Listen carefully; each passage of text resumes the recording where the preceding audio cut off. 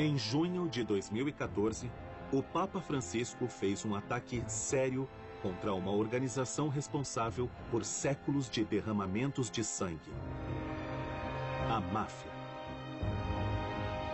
Eles não estão em comunhão com Deus, estão excomungados. A excomungação dos mafiosos foi um choque por todo o mundo. A última vez que um papa atacou a máfia, bombas explodiram por diversas igrejas italianas. Os mafiosos são muito religiosos, mas neste filme vamos mostrar como também são extremamente cínicos pela maneira que usam a religião para justificar o poder. E o motivo pela qual saem impunes nisso é porque por décadas houve um casamento por razões políticas que mantiveram a máfia e a igreja juntas. Qual o resultado deste casamento profano? Os mafiosos tomaram controle de festivais religiosos. Homens que usavam mantos agiam juntos como homens honrados. O Banco do Vaticano lavou o dinheiro da máfia. Padres foram assassinados por ir contra os crimes dos chefes da máfia. Meu nome é John Dick e eu passei 15 anos estudando o crime organizado italiano. Agora estou investigando o que liga a máfia com a Igreja Católica e o que é necessário para cortar essa ligação.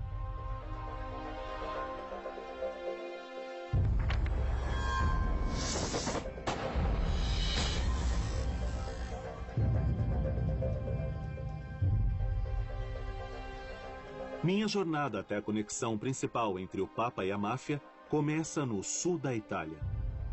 De Nápoles a Sicília, o crime organizado aqui sempre foi um problema. Calábria, a região no dedão da bota da Itália, é o lar da mais perigosa máfia dos dias de hoje: os 'Ndrangheta. Desde o começo dos anos 90, os 'Ndrangheta superaram a Cosa Nostra na Sicília como o maior importador de cocaína da Europa. A violência é a base de tudo o que os 'Ndrangheta fazem. Homens, mulheres e crianças foram mortos sem hesitação ou piedade. Foi aqui, na Calábria, que o Papa Francisco lançou sua ira. Os 'Ndrangheta não são nada além do que uma adoração ao mal, além de uma afronta ao bem comum. E esse mal precisa ser eliminado, precisa ser expulso. Foi o assassinato de uma criança de 3 anos que trouxe o Papa Francisco até a Calábria. Cocò Campolongo estava sob os cuidados do avô, um traficante que estava prestes a colaborar com as autoridades. Em janeiro de 2014, Cocò e seu avô foram mortos por um esquadrão dos 'Ndrangheta. Após o ataque, seus corpos foram queimados. Esse crime horrível fez com que o Papa Francisco fizesse uma coisa que nunca nenhum Papa havia feito antes. Ele excomungou os mafiosos. Eles não estão em comunhão com Deus, estão excomungados.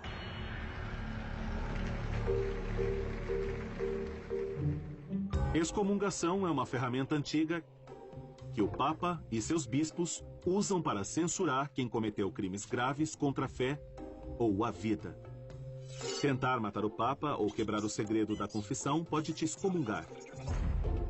Martin Luther e Galileu foram excomungados por heresia. Recentemente, médicos que praticam o aborto receberam a mesma punição. Os inimigos políticos do papado também foram alvos. Napoleão e os comunistas, por exemplo.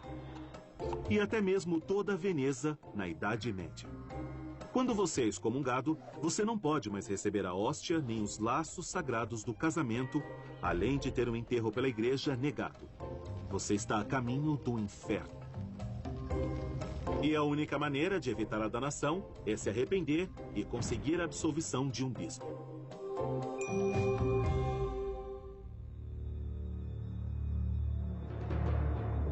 Giacomo Galeazzi é o que chamam na Itália de vaticanista, um observador do Vaticano. Ele estava lá quando o Papa Francisco fez sua homilia. E ficou claro para ele que o Papa não falou apenas dos mafiosos. mas também de padres. Eu percebi que os padres presentes ficaram confusos, porque eu acho que estavam com medo que, de alguma forma, isso iria dividir sua comunidade. De agora em diante, nenhum padre, nenhum bispo poderia dizer "eu não sabia". O clero não vai mais poder estar no limite em que se pode desviar o olhar e ignorar de onde é que vem o dinheiro da cesta. E isso aconteceu em diversos pontos sul pelo mundo, não apenas no sul da Itália, mas na América do Sul e o tráfico de drogas, por exemplo.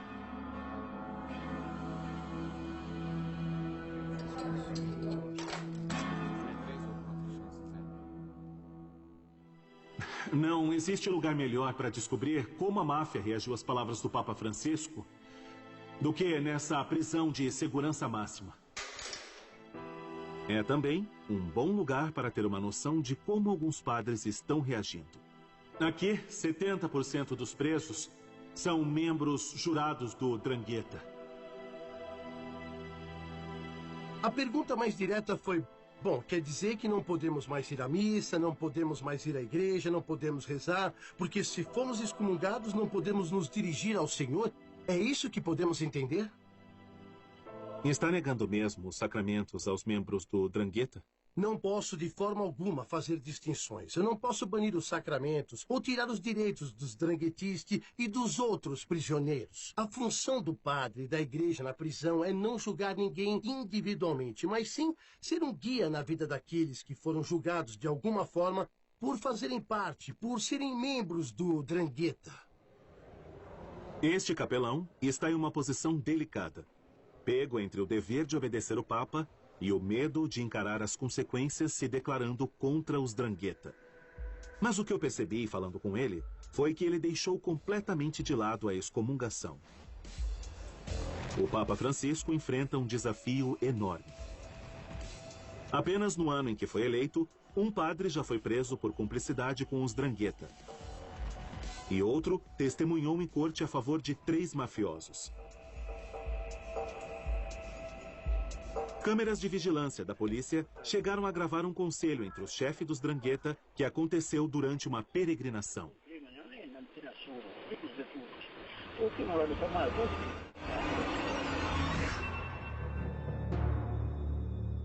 Homens representando chefes de todo o mundo foram ao santuário em Pose para cumprimentar o chefe local e beijar seu anel. Esse é um gesto de submissão, uma maneira de reconhecer quem é o chefe. Levou 1 século e meio para que um papa excomungasse a máfia. Depois de muito tempo, durante uma visita do Papa Francisco, bispos de Calábria entregaram um documento denunciando os 'Ndrangheta. O primeiro documento com a palavra 'Ndrangheta, mas isso foi em 2015. E hoje, apesar da excomungação papal, ainda existe cumplicidade entre a igreja e a máfia? Acredito que sim.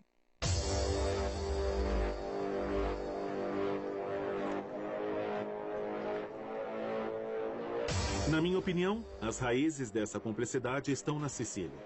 Aqui é o lar da Cosa Nostra, tradicionalmente a máfia mais poderosa da Itália.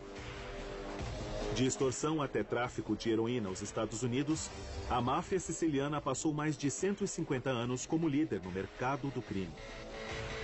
Seu poder está principalmente em matar com impunidade.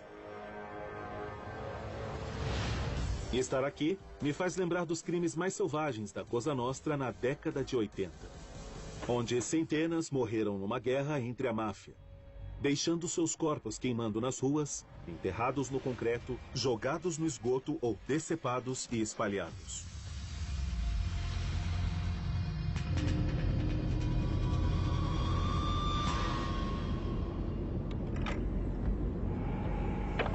Eu me lembro da fábrica de pregos, que ficava em Bagheria.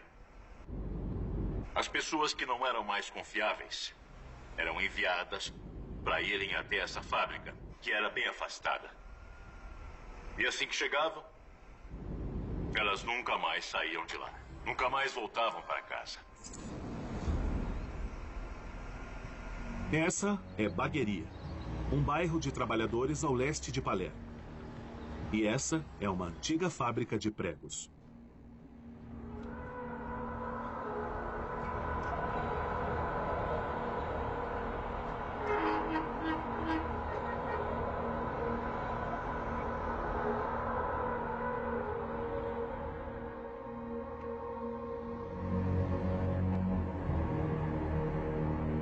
Eu já ouvi falar desse lugar, apesar de nunca ter vindo aqui. E talvez seja pelo que eu li, ou pelo cheiro de lixo queimando ali no terreno, mas eu não me sinto bem. Aqui era onde o Cosa Nostra fazia seus problemas desaparecerem.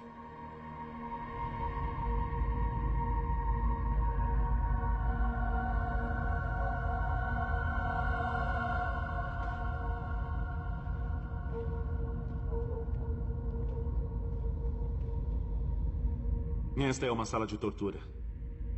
As vítimas eram trazidas aqui, torturadas por mafiosos. E depois... Bom, aqui embaixo do chão tem um tanque cheio de ácido. E era aqui, depois que as vítimas eram mortas, que seus corpos eram jogados para que as provas desaparecessem. Um mafioso que se entregou ao Estado usou a melhor frase para descrever aqui. Ele chamou de Cosa Nostra, o campo de extermínio.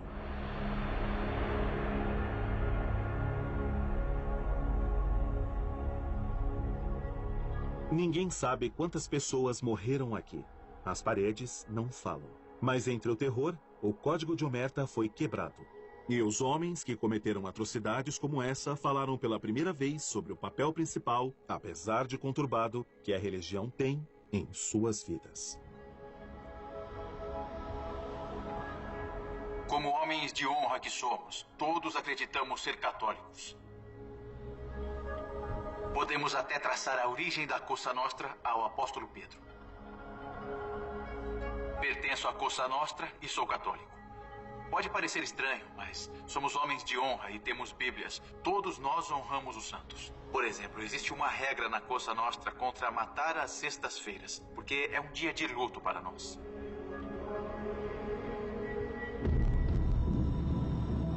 Um homem, em específico, era tão devoto à sua Bíblia como para sua arma.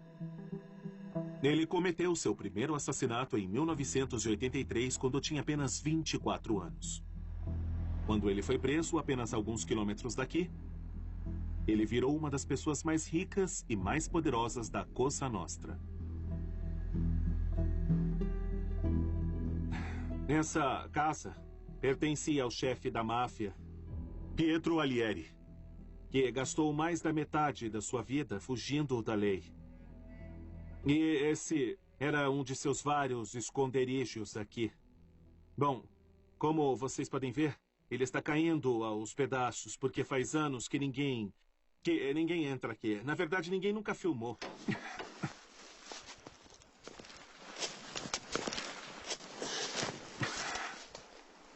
A casa está em péssimo estado.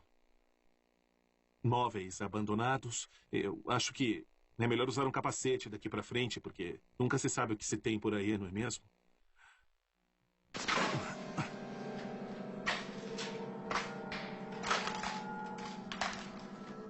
Pela bagunça e os destroços aqui, eu acredito que podemos crer que foi abandonado às pressas. Explorar essa casa é como ver a mente de Alieri. Fica claro que sua religião não era apenas para se mostrar. Era um assassino, mas também era muito religioso. Pelo que podemos ver, tem livros aqui. Um livro de um padre. O Servo da Caridade. E aqui tem outro. Está dentro de uma caixa. O livro da liturgia. Orações. Eu acho que esse é o tipo de livro que um padre com certeza teria. Alieri foi educado em um seminário e é evidente que para ele, uma vida fugindo não significava uma vida sem fé. Isso é interessante. São 2 Cristos idênticos e também um rosário. É mesmo estranho pensar que esse cara era um mercenário da morte e vivia assim, cercado por essas imagens que eram religiosas. E, inclusive, quando ele foi preso, a polícia o encontrou em um esconderijo que era uma capela completa, com 4 padres que estavam lá para rezar uma missa. Um desses padres foi preso.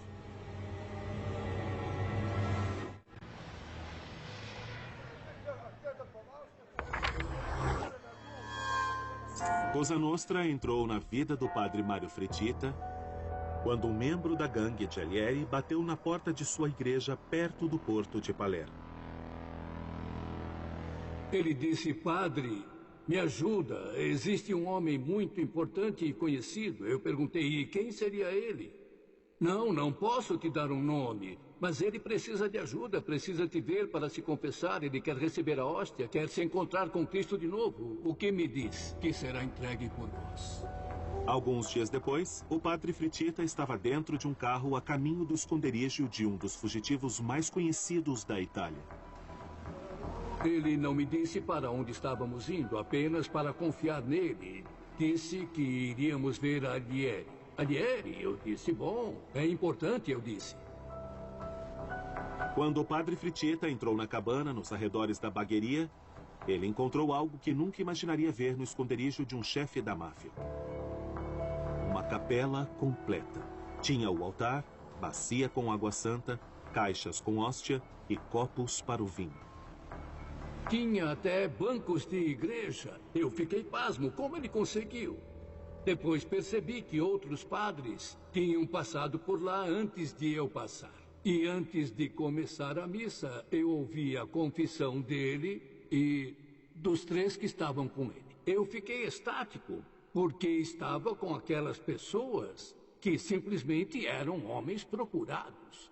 Mas assumi o aspecto espiritual e gostei daquilo, pois, apesar de tudo, foi uma experiência muito intensa, porque eu conseguia ver a experiência que era para ele. Imaginem, eles ficaram ajoelhados durante todo o tempo. Alighieri frequenta a missa da cadeia. Ele foi preso em 1997 e sentenciado à prisão perpétua. O padre Fretita foi acusado de ajudar e abrigar um fugitivo. Ele foi para a cadeia, mas eventualmente foi declarado inocente. Por que eu devia me sentir culpado por ver alguém? Eu tive uma chance e eu a abracei. Eu não tenho negócios com a máfia, até digo que isso não me interessa. Eu lido com pecados, então eu sou contra a máfia, do mesmo jeito que sou contra o aborto, contra o divórcio e contra qualquer outro pecado. Mas não sou contra o pecador, isso de jeito nenhum. Eu vou até eles e os transformo em amigos, eu os trato como irmãos, eu tenho que ajudá-los. Essa é a questão. É difícil negar que padres como o padre Fretita estão fazendo a coisa certa de acordo com a doutrina católica, cuidando dos pecadores e tentando levá-los ao caminho certo. Mas quando se trata da máfia, essa visão entra em um conflito direto da igreja e sua responsabilidade com a sociedade. Quando Pietro Alighieri foi preso, ele virou um estudante de teologia e decidiu que nunca iria cooperar com as autoridades, permitindo que seus cúmplices pudessem continuar matando e traficando drogas. E o pupilo de Fretita, como era chamado, seguiu seus ensinamentos. O que importa não é se arrepender aos olhos do homem, mas aos olhos de Deus. Senhor Scapinato, em sua carreira, o senhor questionou muitos mafiosos de diversos tipos e posições. Qual sua opinião sobre a religiosidade deles? Para os mafiosos, a irmandade e a família são muito mais importantes do que a sociedade. Um mafioso vai pegar certos aspectos da cultura católica, como a noção do arrependimento, moral, sexual, valores familiares, e colocá-los com Deus e a religião à sua maneira.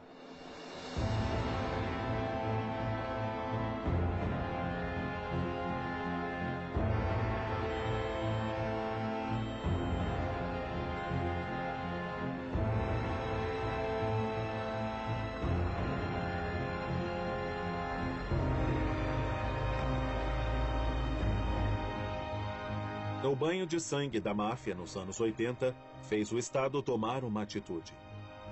E a peça-chave dessa atitude foram os vários julgamentos em Palermo que começaram em 1986. Os 746 homens em julgamento eram tão perigosos que construíram um tribunal especial. Olha, eu preciso admitir que estar aqui me enche de calafrios, porque este é o famoso tribunal guardado de Palermo. E essas paredes são uma prova de bombas, e bem ali tem um corredor que vai direto no pátio da prisão da cidade, para que não houvesse chance alguma de fuga para os acusados. Mas não é a arquitetura impressionante que torna esse lugar tão especial, mas sim a história que aconteceu aqui. Os chefes da comissão, com os responsáveis da Cosa Nostra, foram a julgamento nessa fortaleza. E é aqui que descobrimos seus rituais secretos. Por exemplo, a introdução à máfia é chamada de batismo. A maioria dos acusados tinha algum tipo perturbado de fé. Homens como Michele Greco, conhecido como Papa, que afirma que era tão devoto quanto qualquer ocupante do trono de St. Peter. Quando os juízes saíram para decidir o veredito, ele proferiu uma estranha bênção. Eu desejo a paz e a serenidade a cada um de vocês, senhor presidente. Desejo paz a todos vocês, porque a paz significa serenidade e a serenidade é ter paz em espírito e em consciência. Desejamos o mesmo ao senhor. Por favor, me escutem. Eu preciso lhe dizer isso, senhor presidente. A serenidade é fundamental para qualquer um tomar uma decisão. Não são minhas palavras, são as palavras de nosso Senhor.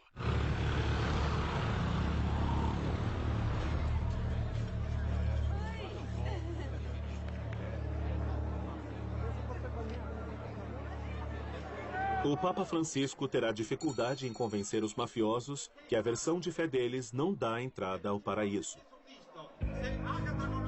Porque para a máfia, religião é mais do que apenas orações, altares e rituais.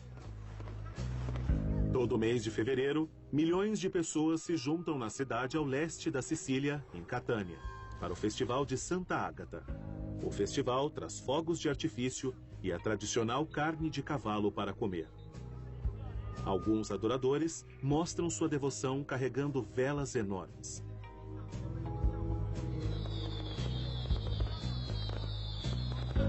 O Festival de Santa Ágata significa tudo para os moradores daqui. Mas ele também significa muito para a máfia. É claro que os chefes da máfia também gostam quando tem muito dinheiro trocando de mãos.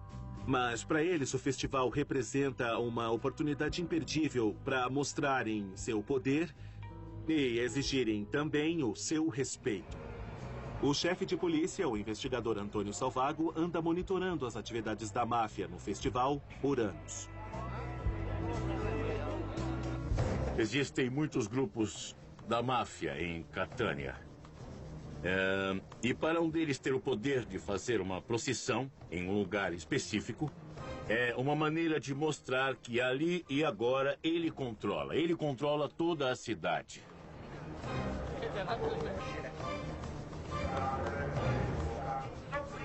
A figura de um líder na máfia Catânia conseguiu levar um dos enormes candelabros da procissão para o subúrbio da cidade, bem longe de seu trajeto normal. E isso foi uma clara demonstração de poder. Isso foi para demonstrar o domínio da gangue Santa Paola Ercolano em uma parte da cidade que era dominada especificamente por uma gangue que era rival.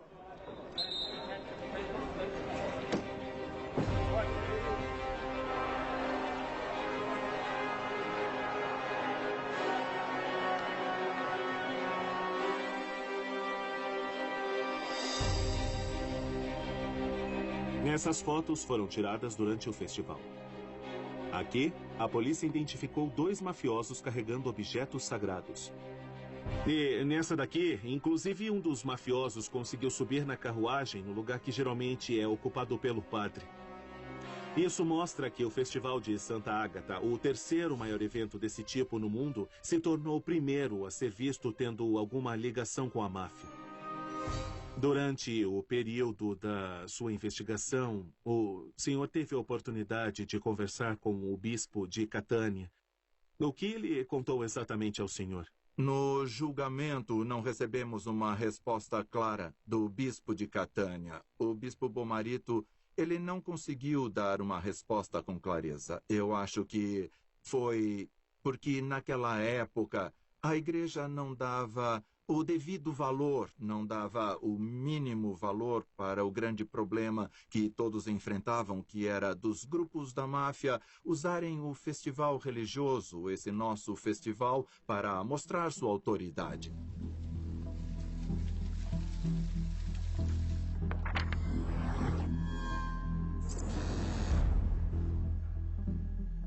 Michele Penici é o bispo de Monreale, a maior e mais rica diocese da Sicília. Ele já foi ameaçado pela máfia e se mostrou fortemente contra a infiltração deles em festivais religiosos.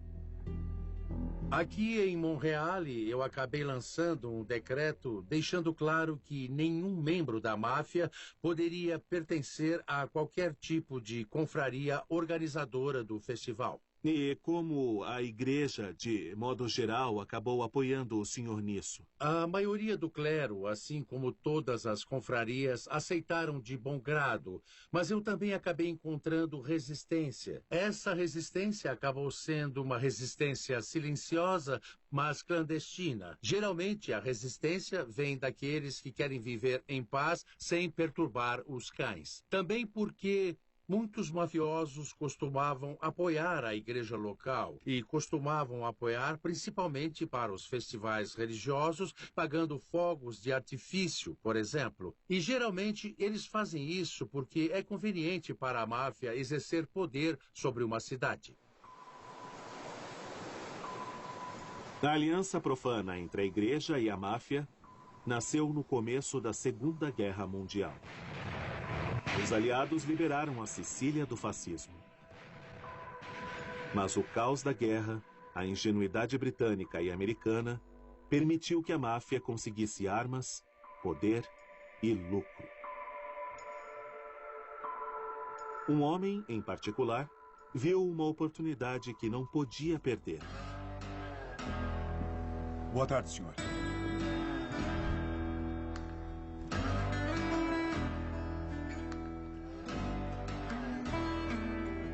Michele Navarra foi um chefe da máfia e também um médico militar.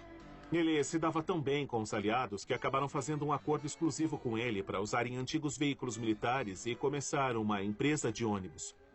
Hoje em dia, essa empresa ainda é a maior em toda a Sicília.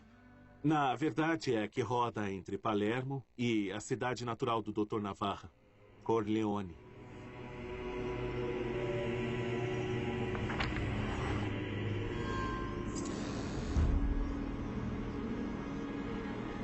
Corleone é mundialmente famosa pelo fictício Dom Vito de O Poderoso Chefão. Mas na Itália, é mais conhecida por ser o lar da família mais sanguinária da Cosa Nostra. Quando a Segunda Guerra Mundial acabou, Michele Navarra ficou no comando por aqui.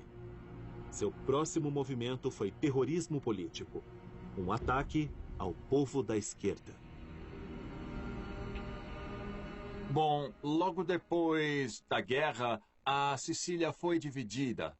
Tinha uma revolução por milhares de pessoas pobres do país que sempre sonharam em ter um pedaço de terra. E, por um outro lado, tinham grandes donos de terra com medo de perder os seus antigos privilégios feudais. Os donos de terra falaram com os mafiosos que conseguiram ajuda do Estado para que se mantivessem no poder. Sendo assim, Michele Navarra até então era o chefe da máfia em Corleone. Era com ele que os donos de terras pediam ajuda para impedir o movimento dos trabalhadores por qualquer meio necessário. A eleição de 1948 ofereceu a Michele Navarra uma chance de conseguir aliados políticos. Foi a primeira votação na Itália desde o começo da Guerra Fria. Os eleitores tinham que escolher entre comunistas e socialistas de um lado e, do outro lado, cristãos democratas que apoiavam a igreja. Bom, Michele Navarra organizou os cristãos democratas e é claro que isso fortaleceu a aliança entre os cristãos democratas, a igreja, a máfia e também os grandes senhores de terras, porque eles queriam impedir a qualquer custo a ameaça vermelha. Em Roma, o Papa Pio XII ajudou excomungando os comunistas. Em Corleone, como no resto da Sicília, o clero e os chefes do crime estavam unidos contra o comunismo e apoiavam os mesmos candidatos. Michele Navarra ia frequentemente na igreja de Corleone e ele era um grande apoiador. Durante as eleições, ele acabou apoiando os votos dos cristãos democratas. E quando ele finalmente encontrou seu fim, encontraram 96 balas no corpo dele. E com isso, a igreja recompensou sua devoção de anos de vida com um grande funeral.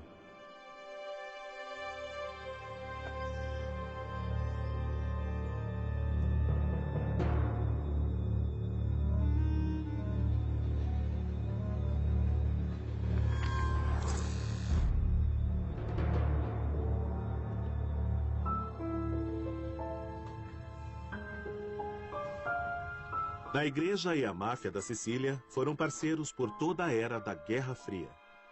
Seu relacionamento sobreviveu aos piores surtos de violência da máfia.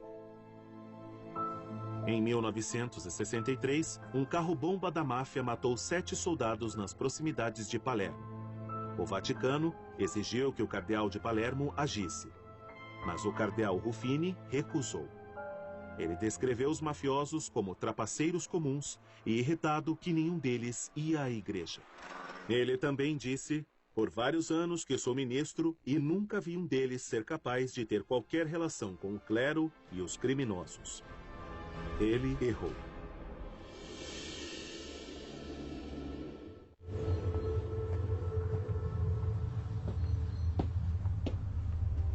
Numa manhã em setembro de 1980, 2 homens foram até esse monastério assim que os frades terminaram de rezar toda a missa. Todas as testemunhas só sabiam dizer que um deles tinha 30 anos e que o outro um pouco mais. Eles chamaram o irmão Giacinto e quando chegaram no primeiro andar do seu quarto, então assim que ele abriu a porta, atiraram nele 5 vezes na cabeça.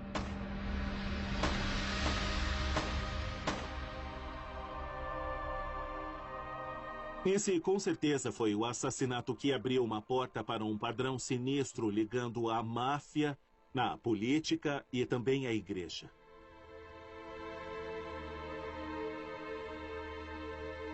O homem morto, irmão Giacinto, não era um frade qualquer e não seguiu seu voto de pobreza. Francisco Nicastro foi o primeiro jornalista na cena do crime.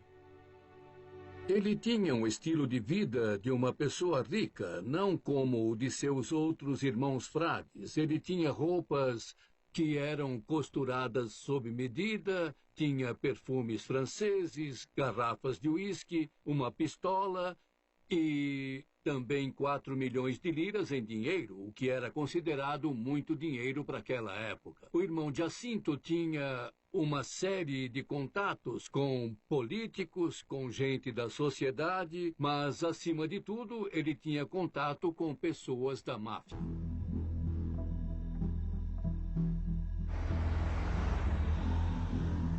Máfia, democratas cristãos e a Igreja Católica. Uma trindade profana que governou a Sicília por 4 décadas. Assim como Vito Ciantimino, o primeiro político enviado à prisão por cooperar com a máfia. Por décadas, ele foi a conexão da cidade entre o governo, a indústria da construção e Cosa Nostra. Em 2009, Massimo, o filho de Vito Ciantimino, decidiu colaborar com as autoridades.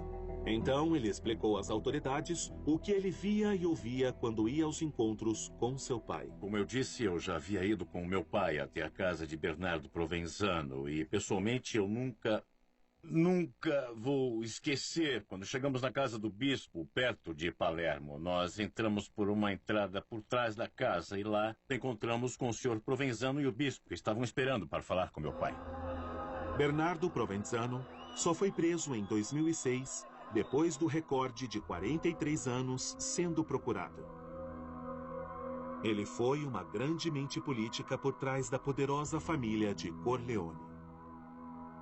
Todos ali eram muito importantes, mas todos sabiam da importância individual de cada um. Dava para ver. Pelos cumprimentos, eles se abraçavam, se beijavam no rosto. Como era a relação do seu pai com a igreja? Para ele, a paróquia operava de modo similar, com os segmentos do Partido Democrático Cristão local. As paróquias eram financiadas. Meu pai mesmo construiu igrejas nas proximidades.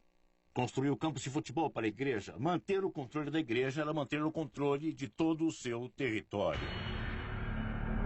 A influência de Vito Ciantimino alcançou até Roma.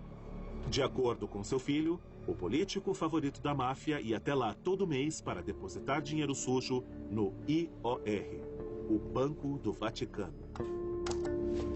O Banco do Vaticano simplesmente não tinha regras quanto à transparência. O banco não dava informações. Eu, pessoalmente, vi muito dinheiro circulando nos cofres e contas do Vaticano. E eram transações financeiras para pagar subornos para políticos e homens ligados ao mundo da máfia. Alguns questionaram se Máximo Ciantimino era uma testemunha confiável. Mas os promotores acharam confiável. Afinal de contas, se tratando do dinheiro da máfia, o Banco do Vaticano daria um jeito. Na verdade, foram vários escândalos referentes ao Banco do Vaticano que uma das primeiras iniciativas do Papa Francisco quando chegou na Praça St. Peter foi ordenar uma limpeza completa em suas operações. Em 2015, o Banco do Vaticano encerrou atividades com 750 clientes e estão aumentando a segurança de todo o banco.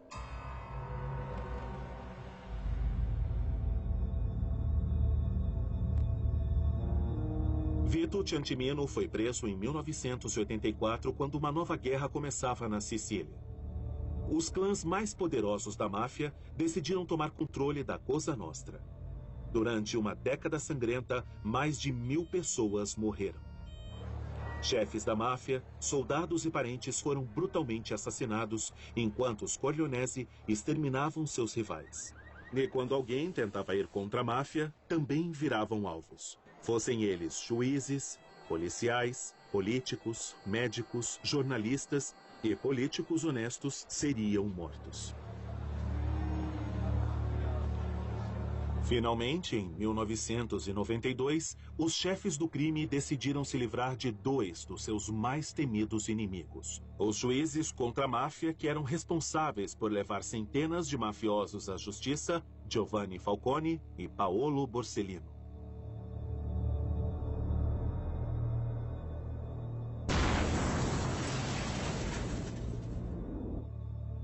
As bombas que mataram os 2 homens em um intervalo de 2 meses também mataram a esposa de Falcone e 8 guarda-costas corajosos. A Cosa Nostra nunca havia atacado o Estado com tanta brutalidade explícita. Os sicilianos se cansaram. E com o fim da Guerra Fria, a consciência da igreja começou a agir.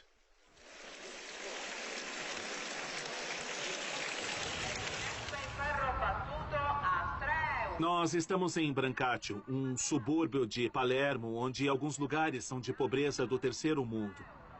E foi aqui, depois de décadas e décadas de um silêncio conveniente da igreja, que um padre começou a falar. E por causa disso, ele fez a máfia ter medo dele. Seu nome é Padre Pino Puglisi. Vamos esperar que as coisas comecem a mudar. Existem muitas crianças aqui dentro da nossa comunidade e algumas delas estão presentes aqui hoje. Elas estão aprendendo que a vida não é feita só de pobreza e de violência. Existem valores positivos como paz, fraternidade e cooperação. Gregório Porcaro trabalhou nessas ruas com o Padre Puglisi. Um dia nós vimos o Padre Puglisi aparecer com a cara toda inchada, porque ele tinha apanhado, sabe? Socaram ele, bateram muito nele. Algumas de nossas crianças foram ameaçadas com facas. Precisam parar de falar com esses padres.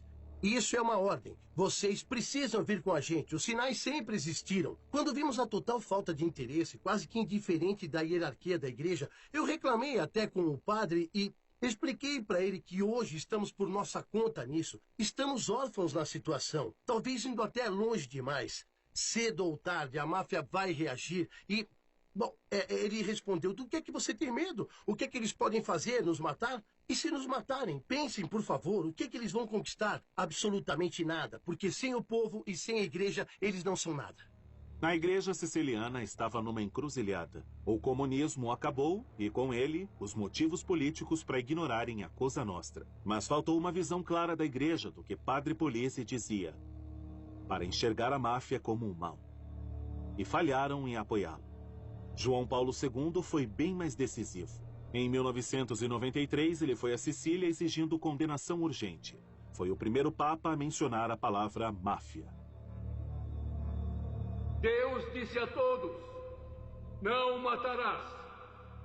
Nenhum homem, seja quem for, independente de qual grupo humano for, não há máfia que possa alterar e ignorar esta lei, a mais sagrada lei de Deus.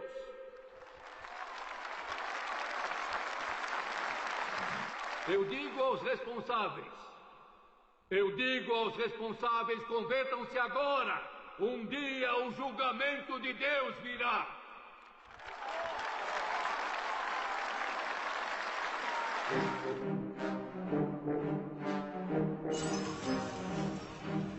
Em menos de 2 meses depois do discurso de João Paulo II, a Cosa Nostra decidiu ensinar uma lição à igreja que um dia foi sua aliada, ou pelo menos uma cúmplice. Bombas explodiram do lado de fora das 2 e mais importantes igrejas de Roma. 2 meses depois, a máfia matou Dom Pino Pulici.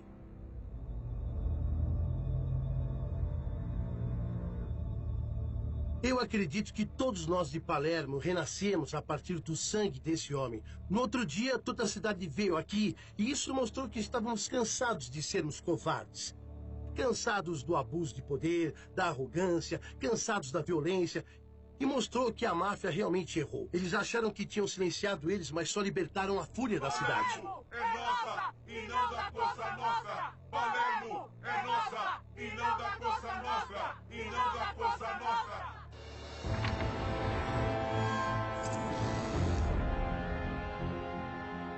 Dom Pino Pulici foi beatificado logo depois que Papa Francisco virou Papa. Os assassinos do Padre Pulici estão presos agora. Mas, mesmo assim, mafiosos continuam ocupando a igreja com sua influência venenosa que chega até aqui na Praça St. Peters. O cajado do Papa Benedito consagrou um chefe Drangheta e o mesmo chefe teve sua filha batizada nessa mesma basílica atrás de mim. São histórias como essa que acabam mostrando para nós e também para o Papa Francisco como a igreja está vulnerável e longe de se livrar do crime organizado.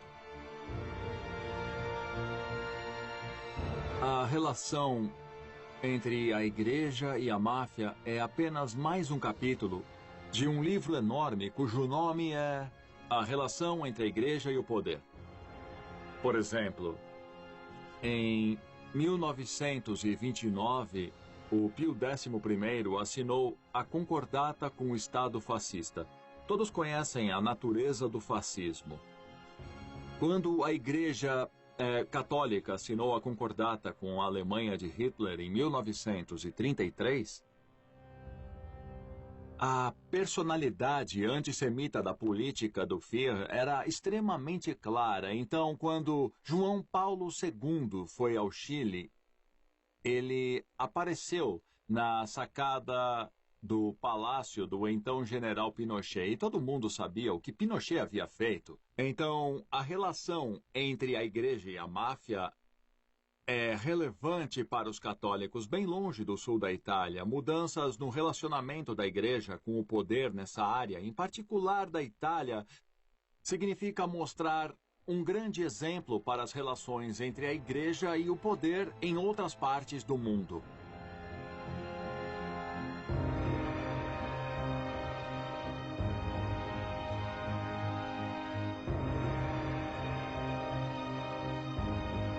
O Papa pode ter excomungado a máfia, Mas já vimos muitos padres dizendo que ainda não têm certeza do que eles devem fazer a respeito. O fato agravante é que a igreja pode fazer uma grande diferença quando se trata em combater a máfia. Por exemplo, em 1993, quando João Paulo II condenou a Cosa Nostra, diversos mafiosos decidiram renunciar suas vidas no crime e confessar tudo às autoridades. E, graças a esses testemunhos, promotores conseguiram atingir o coração do sistema da máfia.